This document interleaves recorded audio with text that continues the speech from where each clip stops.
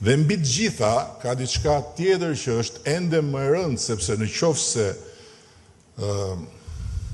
për perëndimin flas, në qoftë se Hashim Thaçi, Kadri Veseli, Jakub Krasniqi dhe Recep Selimi duhet varrosen për zgjalli për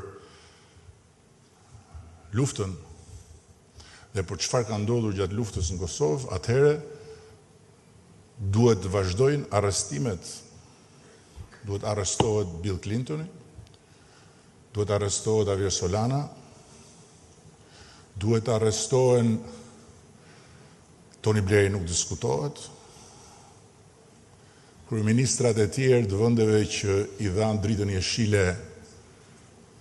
bombardimeve, dhe faktikisht duhet të ndodhi eksaktësisht ajo